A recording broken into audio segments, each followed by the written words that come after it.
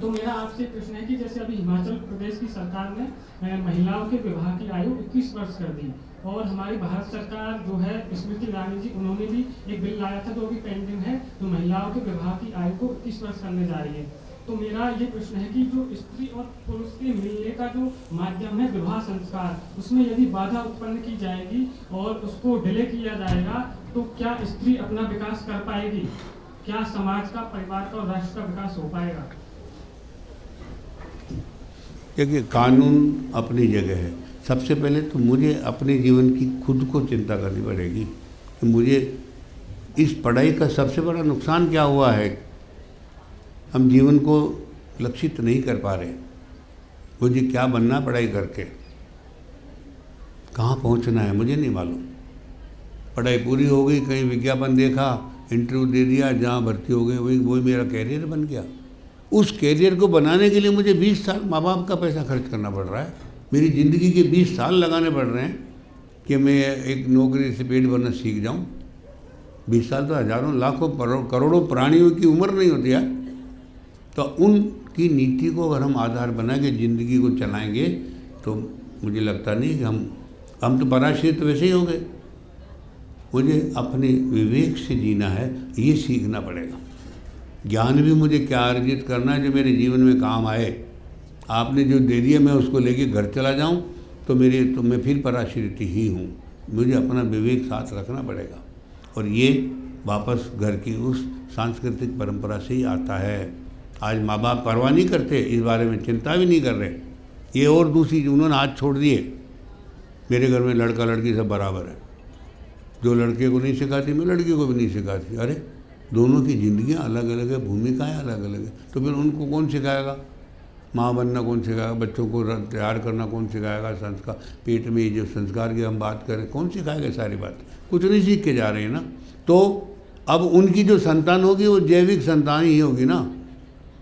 उस शरीर उसका आदमी का है पर उसकी संतान आदमी की नहीं है। उसमें गुण नहीं है आदमी की, क्योंकि माँ ने दिए ही नहीं।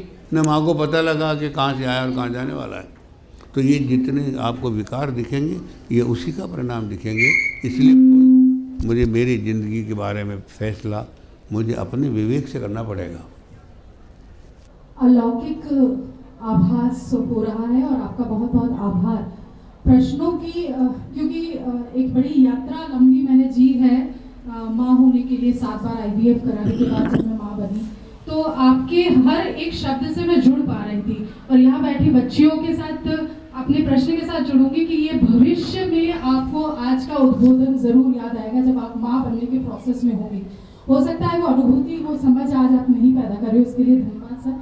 आपके प्रश्न सर स्त्रीवाद तो नहीं था, देह से आगे की जब बात कर रहे हैं और हम सब इसको स्त्रीवाद के प्रश्नों से जोड़ देते हैं या हमारी जो उपभोक्तावादी संस्कृति से जोड़ देते हैं, ये बहुत ही ज्यादा दुखद विषय है। लेकिन आपके उद्बोधन के बाद मुझे लगा कि वो कौन सी संस्था हो जब गुरु वो ज्ञान नहीं दे सकता। हमारी शिक्षा नीति में वो शायद सक्षमता नहीं आ पा रही जिस तरफ आप इशारा कर रहे हैं कि वो होना चाहिए।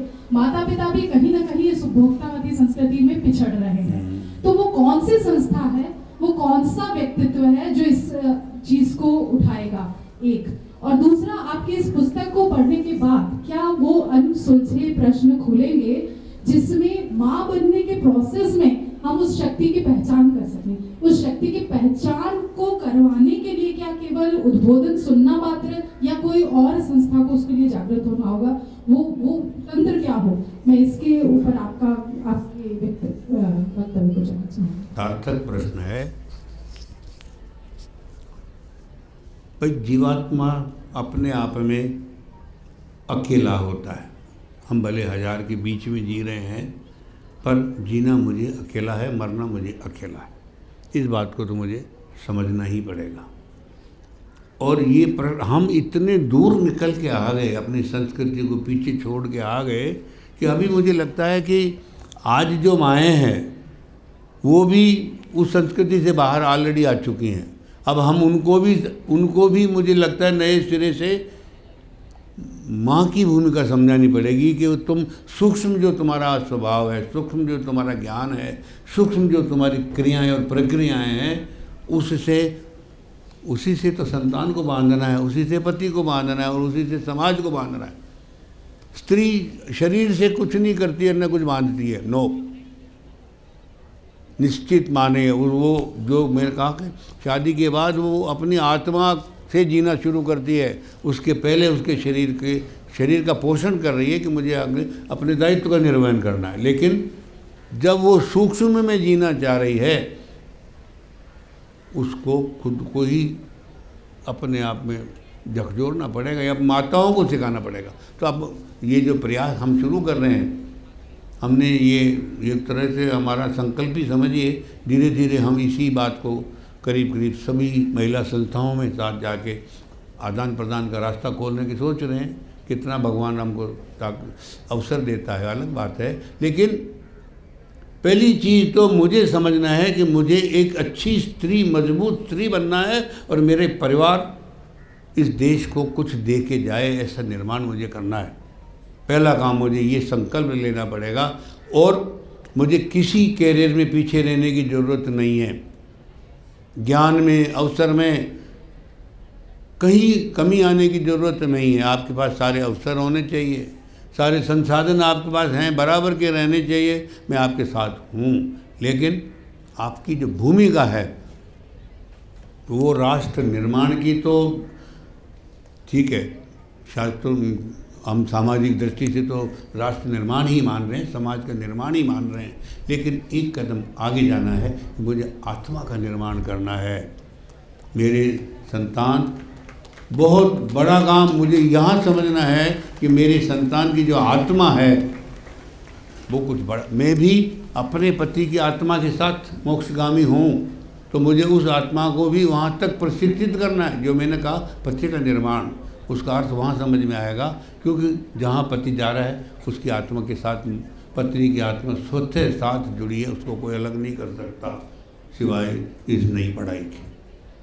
मेरी तकलीफ़ क्या हुई, एक बहुत बड़ी पीड़ा है मेरे मन में। आज मौका है, आप मौके 2 मिनट दे दो तो बोलना चाहता हूँ।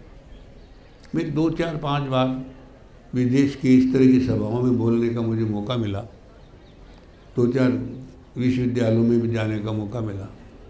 तो मैं क्या देख रहा हूँ आजकल, 5, 7 बच्चियाँ आए, खड़े हुए, बातें की, डिस्कशन किया, चले गए, चाय कॉफ़ी पी, इकट्ठे हुए, गप्पे मारी, चले गए। मेरे को मन में एक तकलीफ हो रही, क्या किसी भी लड़के के चेहरे पे मैंने ये भाव नहीं देखा कि वो किसी अच्छी लड़की से बात कर रहा है, न किसी लड़की के मन में उस तरह का कोई स्पंदन देखा चेहरे पर कि वो किसी अच्छे साथी से बात कर रहे हैं। मेरा प्रश्न यहाँ उठ रहा है, इस पढ़ाई ने मुझे इतना सब्जेक्ट पढ़ाया है और इतना इंसानियत को स्कूल से बाहर निकाल दिया है कि मेरे जीवन से मैनहुड और वुमनहुड दोनों बाहर निकल गए। मेरे स्पंदन कहाँ से आएगा, दिल धड़केगा कहाँ से? मेरी आत्मा की चर्चा ही खत्म हो गई। आत्मा के बारे में मेरी अभिव्यक्ति 0 शून्य है। तो मैं शरीर को जी के शरीर के साथ चला जाऊंगा। जो कुछ मैंने सीखा, कमाया, शरीर के साथ जल जाएगा। मेरे साथ क्या जाने वाला? मैं खुद को नहीं जी पा रहा हूँ, ये मेरी तकलीफ़ है। 100 साल के पूरे होने के बाद भी मैंने खुद को नहीं जिया। मुझे अपनी आत्मा का ज्ञान ही नहीं हुआ कि मैं शरीर नहीं हूँ, आत्मा हूँ। उसको जीना है, उसको नए शरीर में जाना है या नहीं जाना, चिंतन ही नहीं, भूल गए सब। और मुझे लगता है इसकी शुरुआत फिर मुझे नए सिरे से माँ के जरिए ही करनी पड़ सकती है और कहीं नहीं होगी।